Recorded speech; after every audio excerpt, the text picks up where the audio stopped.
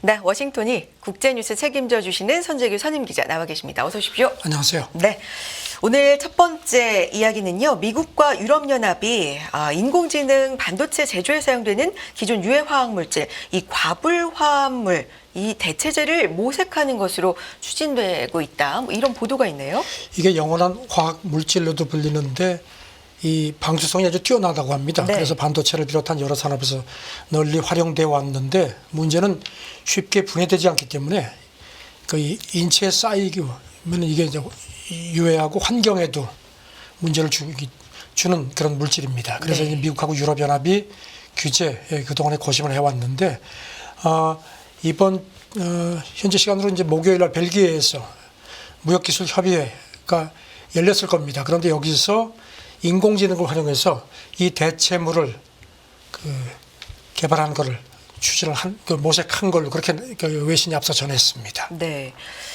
이게 저는 잘 몰랐는데 영원한 화학 물질로 불리는군요. 네, 그러니까 네. 반도체 제조할 때 이것 때문에 그래서 지금 반도체 그 공장에서 이것 때문에 무슨 뭐 불치병이 걸렸다는 그런 그 지적들도 많았습니다. 네.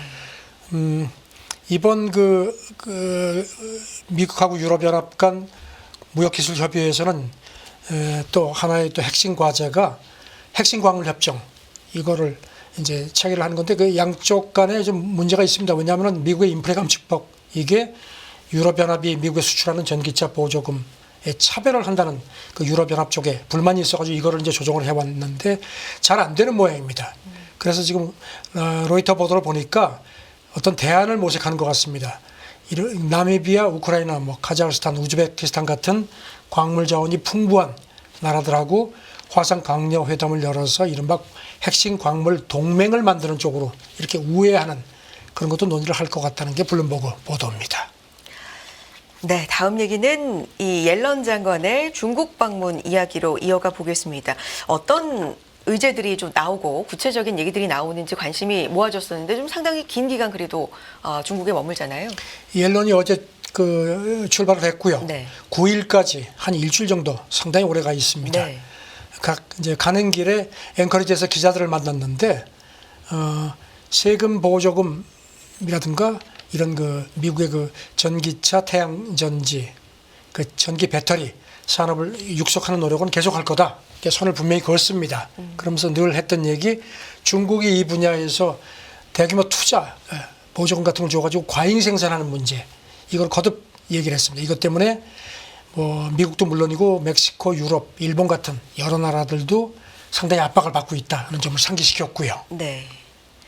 관세 문제도 좀 관심이 모아지는데. 지금 이 기자들이 가장 관심 있는 게 그러면 이번에 가서 중국이 과잉 생산 문제에 대한 어떤 시정 약속을 하지 않으면은 새로운 관세를 부과할지 모른다는 관측이 있었거든요. 그걸 네. 물어보니까 그거는 대답을 하지 않았습니다. 그러니까 일단 카드로 남겨두는 것 같습니다.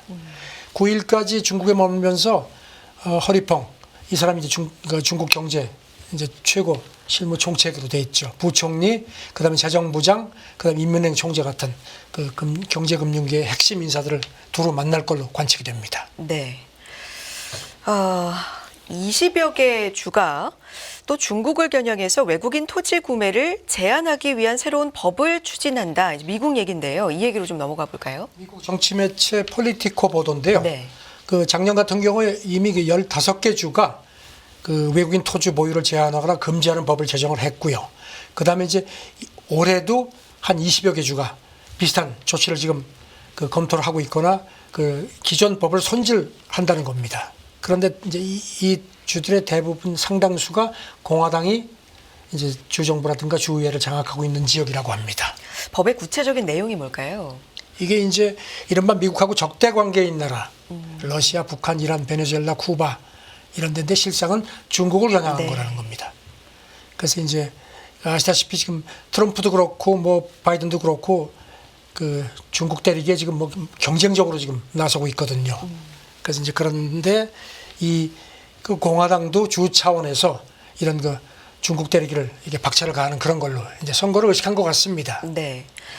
트럼프 전 대통령의 러닝메이트 후보로 거론되는 인물도 중국을 적으로 규정하는 뭐 이런 언급도 했잖아요. 네, 크리스티 노움이라고 사우스다코타 주지사인데 이 사람도 지금 이제 러닝메이트 후보군의 한 사람입니다.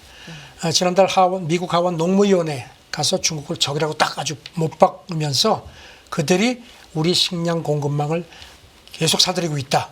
그러면서 미국이 이렇게 식량을 자급하지 못하도록 하는 것은 국가안보 문제라고 지적을 했습니다. 네. 이미 그 사우스다코타주는 지난달 그 주 차원에서 법을 서명을 해서 중국을 비롯한 6개국의 농지 구매를 금지시켰습니다. 그러면 일단 이 토지 구매 제한하는 이 법 발의는 됐고 뭐 통과를 기다리고 있는 상황입니까? 어떻게 지금 진행되는 네 거예요? 건이 네. 지금 미국 연방의회에 올라가 있는데 아직까지 이제 약간의 이견이 있어 처리는 안 되고 있는데요.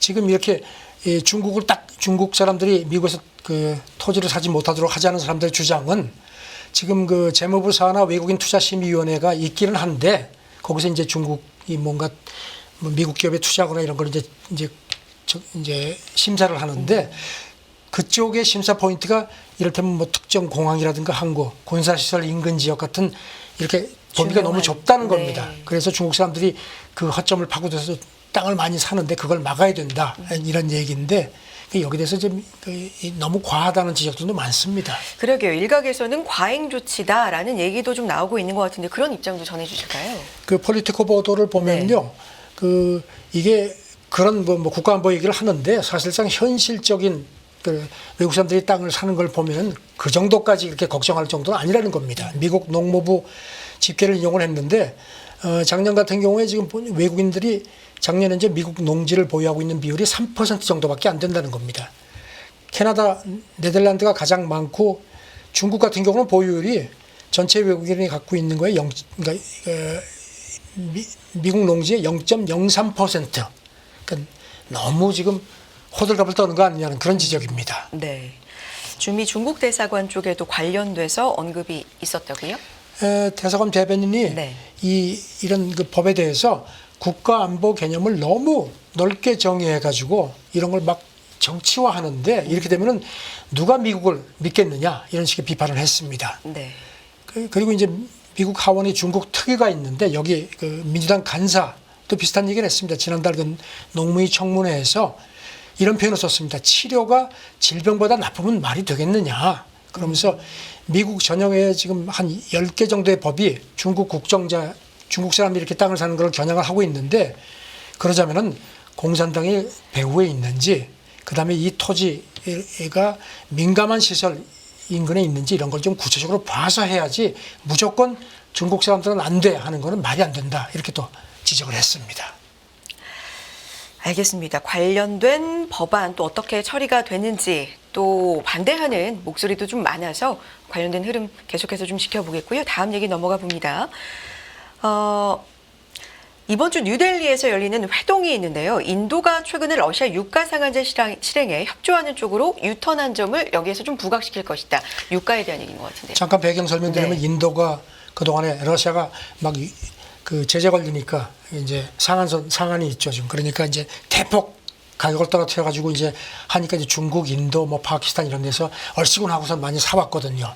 그러니까 미국이 그동안에 이제 굉장히 못마땅했죠. 근데 뒤에서 이제 여러 가지 압력도 넣었고 특히 지난 2월 말이죠. 러시아에서 제일 큰 국영 해운사 소브콘플로트 이거를 미국이 제재를 했습니다. 그리고 이제 거기 이 회사가 용선하고 있는 이른바 그림자 유조선들 그러니까 아주 노후돼 가지고 일반적으로 잘 이제 용선이 안 되는데 이제 러시아가 급하니까 이걸 갖다 쓰는 거죠. 근데 문제는 그 제재 때문에 이런 배에는 뭐 금융이라든가 그 보험 혜택이 이제 금지가 되어 있거든요. 그래서 이것 때문에 문제가 많았는데 네. 이제 이렇게 미국이 이 러시아 쪽 제재를 강화하고 나서 인도가 조금 주춤한 것 같습니다. 지금 미국 재무부 쪽 얘기를 보면은 이번 주에 뉴델리에서 회동이 있는데 거기 이제 미국 재무부 경제정책 담당 차관보하고 테러금융 담당 차관보 대행이 가서 이제 주제 발표를 하는데 인도가 최근에 아주 협조적이다. 이런 거를 강조를 할 거라는 겁니다. 그러면 이제 어떻게 되는 겁니까? 인도를 내세워서 이 협조를 하고 있다. 이런 걸 좀 그렇죠. 부각을 하는 거니까. 지금 여기 대해서 이제 이름을 밝히지 말라는 이제 재무부 당국자가 네. 로이터에 이게 왜 그렇게 됐느냐 물어보니까 인도하고 우크라이나가 이번 주에 외무장관 회의를 했는데 이것도 아마 보기엔 아마 미국에서 압박을 한 것 같습니다. 양국 무역하고 여러 가지 경제 협력을 러시아 침공 이전 수준으로 회복시키기로 합의를 했다는 겁니다. 그러니까 인도를 이제 좀 계속 압박을 해서 이렇게 이제 그동안에 이렇게 삐딱했는데 잘해보자 해서 이제 인도가 거기에 대해서 조금 더 수긍을 한 것 같다는 그런 분석입니다. 알겠습니다. 이 얘기 여기까지 하고 넘어가 볼까요? 네, 러시아가 야심차게 추진해온 또 프로젝트가 있습니다. 북극 LNG2 이 프로젝트가 미국 제재로 중단됐다 이런 보도 나왔네요.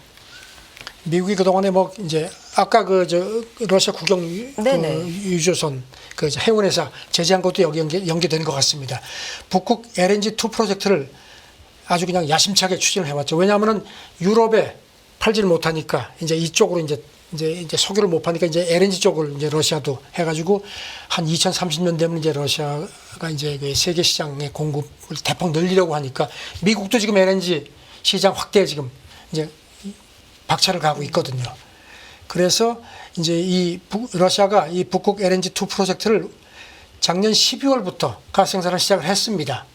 그런데 이거를 이제 팔아야 되는데 한 차례도 제대로 수출을 못했다는 겁니다. 왜냐하면은 이 용선 때문에 이제 수송도 어렵고 여러 가지 미국이 또 압박을 가하니까요. 그래가지고선 생산량을 계속 줄이고 왜냐하면 재고가 자꾸 쌓이니까요. 네. 그러다가 급기야 얼마 전부터는 왜냐하면 이제 재고를 더 넣을 데가 없으니까 생산 자체를 사실상 중단을 했다는 겁니다. 로이터 보도입니다. 한 차례도 수출이 이루어지지 않았다. 아, 이거는 네. 지금 보면은 로이터 보도를 보면요, 여기서 나오는 가스 생산량이 작년 12월만 해도 네. 4억 한 2,500만 입방미터가 넘었다는 겁니다. 그러던 게 지난 2월에는 8,300만 입방미터로 뭐 엄청나게 줄었죠. 그래서 지금 이것 때문에 지금 제재 대상이 올랐고, 그 다음에 이제 이 프로젝트 지분의 60%를 가진 러시아 민간 기업이 노바텍인데 여기도 미국이 작년 11월 제재 대상이 올렸다는 겁니다. 네. 다른 이유도 있는 것 같은데 북극해 이제 두꺼운 얼음을 깨면서 가야 되는데 그 선 확보도 좀 그쪽으로 해서 이제 아시아 네. 쪽에 수출을 해야 되는데 이게 이제 거기가 이제 겨울에 어니까 그렇죠. 이건 이제 쇠빙선이 필요한데 이 쇠빙선도 웬만한 건 안 되고요. 최대 한 2m 두께로 얼기 때문에 그걸 깨고 나와야 된다는 겁니다. 그래서 그거를 이제 러시아에서 이제 발주를 해서 이제 그 견조를 하는 것도 쉽지 않다는 거고, 그리고 이제 한화 오션도 6척을 발주를 받았다고 하는데 그게 이제 발주처가 아까 말씀드린 그 미국 제재에 걸린 러시아 국영 해운사 소프콤프로트인데 네. 그러니까 이제 이것도 주춤하게 돼 있다는 겁니다. 그래서 올 여름에나 이제 얼음이 녹으면은 제대로 수출 가능할 것 같은데 러시아가 지금 이것 때문에 참 상당히 차질을 빚는다는 겁니다. 미국이 차근차근 이렇게 밟아온 게 조금씩 효과를 내는 것 같습니다. 네. 다음 얘기 넘어가 봅니다. 마이크로소프트의 이 중국 해커들의 네트워크 침입에 대한 책임을 바이든 행정부가 추궁을 하고 나섰다. 스토리 좀 전해주실까요? CNN 보도인데요. 네. 미국 국토안보부 산하 그 사이버 안전성 조사위원회 이게 이제 2021년에 바이든이 설치를 했는데 그동안 이제 쭉 조사를 해서 보니까 중국 해커들이 막 치고 들어오는데 이걸 뭐 이제 그쪽 기술도 문제지만 마이크로소프트가 이게 너무 안이하게 그 보안 장치 같은 거를 제대로 관리를 안 했다. 그래서 마이크로소프트한테 니들 뭐 하는 거야 하고 추궁을 하기 시작했다는 겁니다. 잘 못 막아냈다. 그렇죠. 뭐 이런 피할 거죠. 수 있는 건데 당신들이 제대로 막지 못해서 이렇게 됐다고 이제 백악관이 이제 손가락질을 이제 마이크로소프트한테 한다는 겁니다. 네. 고위 관리들 이메일도 해킹이 됐었다고요? 작년 6월에 네. 브링컨 중국 가기 직전에 중국 요원들이 그 주중 미국 대사를 포함한 미국 고위 외교원들 이메일 그때 막 해킹을 해가지고 그때 한번 난리가 났었는데 네. 그런 것도 지금 이제 소급해서 마이크로소프트한테 지금 백악관이 당신들이 제대로 했으면 이런 일이 있었겠느냐 이렇게 비판을 한다는 겁니다. 구체적으로 MS가 뭐 어떤 걸 잘못했다고 얘기하고 있는 건가요? 이게 뭐 굉장히 전문적인 건데 네. 저도 사실은 잘 모르겠는데요. 해커가 자기 자격 증명을 위조를 해서 공격 대상의 계정을 이게 원격 로그인하는 그런 비밀 키가 있는데 네네. 그거를 마이크로소프트가 제대로 관리를 못했다는 게 백악관 지적이라는 겁니다. 네. 어쨌든 좀 제대로 해라. 그러니까 이제 뭐 어디 가서 뺨 맞고 네. 어디 가서 화낸다는 그런 말이 생각이 납니다. 자, 다음 얘기 넘어가 보겠습니다. 미국에서 바이든 행정부의 이 친이스라엘 기조에 대한 불만이 좀 확산하고 있는 와중에 백악관 무슬림 초청 행사 참석자가 항의 표시를 하면서 도중에 자리를 박차고 나갔다 이런 얘기 있는데요. 그 미국 언론이 전했는데 현지 시간으로 지난 월요일 날 네. 백악관에서 비공개 회의가 있었다고 합니다. 바이든이 요새 이스라엘 그 상황 미국 내에서 여론이 안 좋으니까 무슬림 그 지도자들을 조용히 초청을 해가지고 바이든이 직접 나서가지고 당신들 의견을 들어보자 이런 얘기를 했던 모양입니다. 네. 그런데 그 자리에서 한 팔레스타인계 미국 의사가 중간에 그냥 확 나갔다는 겁니다. 그러면서 편지를 하나 주고 갔다는 겁니다. 뭔가 하면 라파 지금 이스라엘이 막 집중 공격하겠다고 지금 벼르는 곳이죠. 네. 거기는 8살짜리 소녀가 쓴 편지를 이거 한번 보십시오 하고 주고 나갔다는 겁니다. 그러니까 이제 바이든 대통령이 좀 난감했겠죠. 근데 그 그냥 받고 당신 입장을 이해한다 이런 식으로 얘기를 했다는 겁니다. 소녀의 편지 내용은 전해진 건 없나요? 그건 아직까지는 나오지 않았는데 막 네. 그냥 뭐 이런 어려움 같은 이런 얘기를 많이 아마 적었다는 것 같습니다. 지금 그래서 지금 미국 언론들이 그 이렇게 항의 퇴장해서 상당히 이거 이례적인 거고 사실 참 바이든이 당혹스러운 건데 이 11월 대선 앞두고 그 이스라엘 정책 때문에 지금 바이든이 상당히 딜레마에 처해 있는데 그거를 거듭 확인시킨 거다. 그러면서 지금 이런 그 백악관에서 이것 때문에 상당히 골머리를 앓고 있다는 그런 분석을 했습니다. 자, 관련된 얘기 좀 더 이어가 볼까요? 근데 관련돼서 질 바이든 여사가 영부인이죠.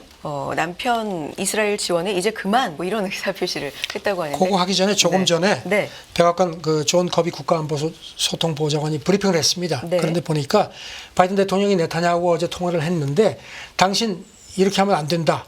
확실하게 그 민간인 그 보호 대책을 나한테 확실히 알려달라. 안 그러면 내가 정책 전환할 수 있다. 이런 식으로 아주 노골적으로 경고를 했다는 겁니다. 그렇게 이제 조금 전에 브리핑이 나왔는데 네. 예, 지금 뉴욕 타임스 보도인데요. 아까 말씀드린 그 백악관 비공개 회의에서 또 한 명의 참석자가 대통령한테 자기 아내가 초대받아가지고 백악관 행사 간다 그러니까 당신 거기 뭐하러 가? 이렇게 해서 핀잔을 들었다는 겁니다. 그러니까 바이든 대통령이 나도 이해한다면서 나도 최근에 한 사람한테 지금 당장 그만해 줘. Stop it now 줘. 이렇게 핀잔을 들었다. 이렇게 얘기를 했다는 겁니다. 네. 그러면서 지금 보니까 이제 그래서 이제 여기 행사에 참석했던 어떤 그 사람이 깜짝 놀라서 대통령이 어떻게 저런 얘기를 하지 하면서 받아 적었다는 겁니다. 이걸 뉴욕타임스한테도 이제 귀띔을 했는데 아시다시피 지금 바이든 여사가 그동안에 뉴욕타임스 보도를 보면은 대통령한테 굉장히 이제 교육자지 않습니까? 뭐 이스라엘 정책도 그렇고 뭐 그래서 굉장한 조언을 많이 하고 때로는 이렇게 하는 게 좋겠다 하면 대통령이 꼼짝 못하고 얘기를 듣는 경우가 많았다는 겁니다. 참 그 중년 남편들 그 부인이 뭐라 그러면 네. 뭐 대부분 킥소리 못하는 거 뭐 바이든도 예외가 아닌 것 같습니다.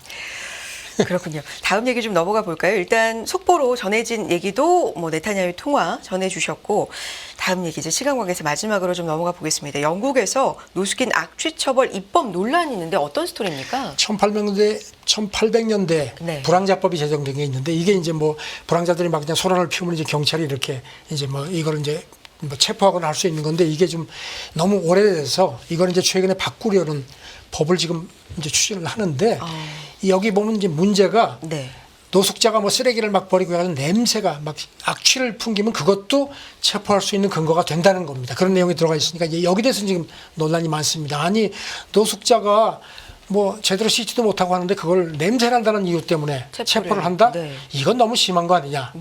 그러니까 이제 보수당 정부에서 좀 당혹스러워하는 상황인데 글쎄 노숙자를 이렇게 뭐 이렇게 거리 질서 유지를 위해서 하는 건 좋은데 냄새가 심하니까 체포한다.